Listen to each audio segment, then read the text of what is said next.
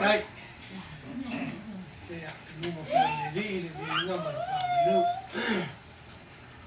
Phải trái mà phải để tăng. Wow, này nó nào quá. Ta tu thì là đấy. Ui phê ăn nhiều ta tu. Fuang mà phải tao mà phải để tăng ắt. Thôn nói mà phụ. Anh lấy áo lấy tua mà ta tu. Ta tu thì lấy hoa để xuân này. Ya, apa ayat fo. Nếu lo lo đấy ngà, ayat kau. Look at it. Too many of you. They drop every year. Phạm người hăng à, cô mai yêu cả đi mà, mẹ cả cô kia rồi lo, nào lại đi cái xí là phía mẹ, ô mà là, cái phát chân, bây giờ bọn mình đạp phá, ya bây giờ phơi xuống, ya bây giờ xuống vào cái này, và tay lắm, và để ăn xóa cái một cái con hoặc là mà một phao, phơi lên đi phía mỏ, mẹ đi vào yêu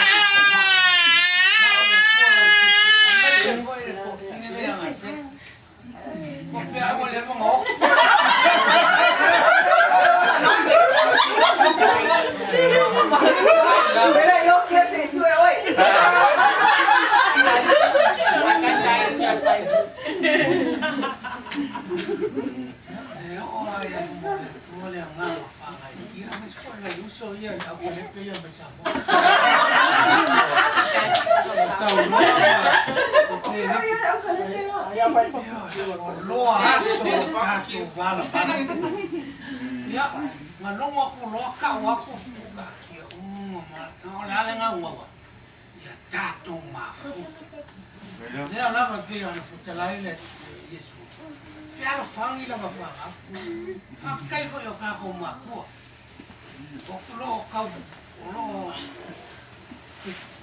pui me ya ka ko yo ni ko ho la yo ko wa lo ma ya ka ko fanga yo la la fuole o mo fa kia le ria o ka ko sa me ki o foi me sa foi salam se me le le ma ma ko fi o so a o fa ye la su le ke ko mo le ma mo fa ele isa nga fa ya fuole aso le fai la mo la ma fa nga ia fai wa mo fia ya me si fo de ngari kung masimalo yun siyang lovely pride. Huwag kayo mga kufa, piko.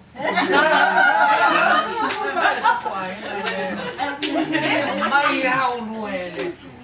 Pagkikiro kung buhay ko ko ay nalugad. Oh, your brothers and sisters. We need each other. We need your help. You need ours too. You know. That's what God wants. Fatelo suman fafangainga. Moli talo sa moli. Sa dilo fo di mga ako kiwa. Kan kagay may makuwala ya sa polo ko fingin niya. Ya fa.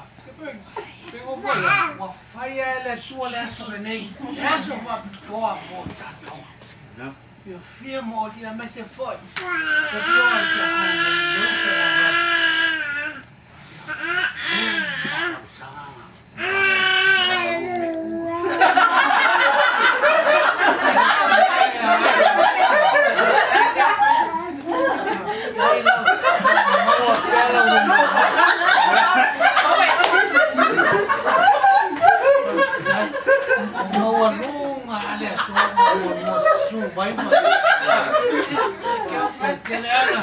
Yeah, you still girlfriend, boyfriend.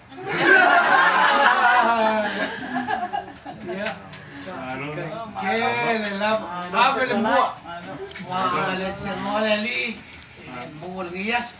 Ya ka ko kalo. Ya mo pengi yaso fo pengi. Ka yao. Le ba yaso. Ye lua. Ka ko ako ka resi kepi ya o como le poco game. Ya mo pera la uru malos. Ka sunga le fa penga.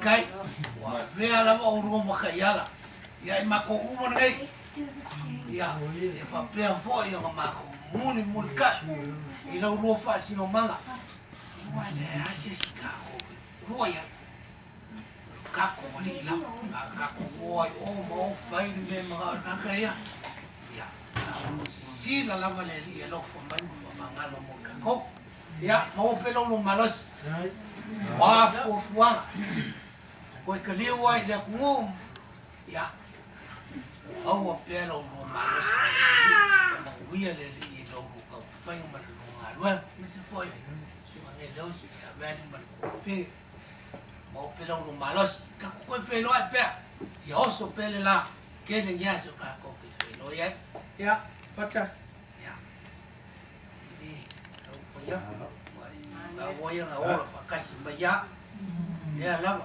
pasingo mai o kako makua lea la fua kako sawa wari e pia foi ni kako oa mas foi la kako whanga wala hola pia foi nga hola e kako o malam alofo malonga lege lo ngari fau ya Daki ni kako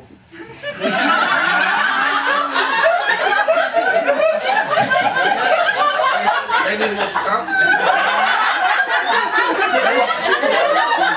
Many weddings to come. Don't worry about that. Faialoia. Any kisses you want. All yours.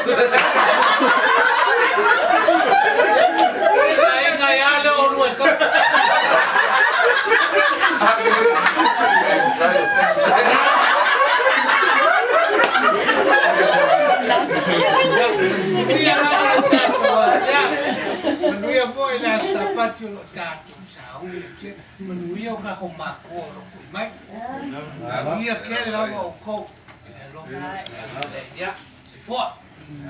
Sai lá, vale. Malo pakai kalau masih foi pakai air ni ya mau pakai semacam air no mayai ya la so la pakai tani awafo ya Jumari folk. I'm gonna say something in English for Jody. Welcome to you to our family. This is what you see is what you get.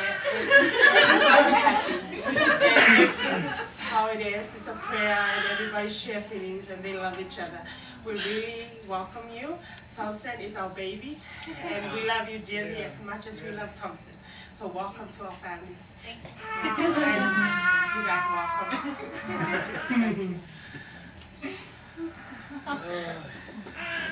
That's the end.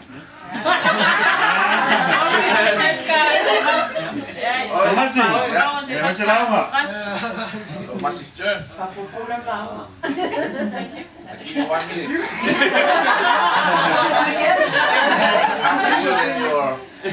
Your sweetheart.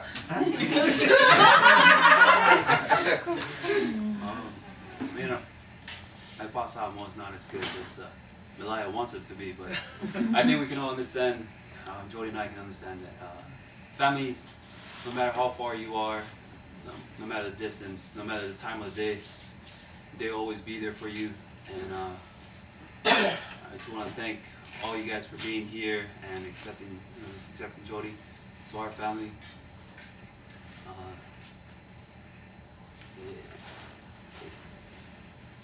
As I was thinking about it, we all grew up in one house, one room, and it's good to see all you guys again. The laughters have never stopped, the growing will never stop as well, and the loving that is in this house, and no matter where we'll be, we'll always be remembered and will be dear to our hearts. Amosa and Val, thank you for the words of wisdom and your blessings for us.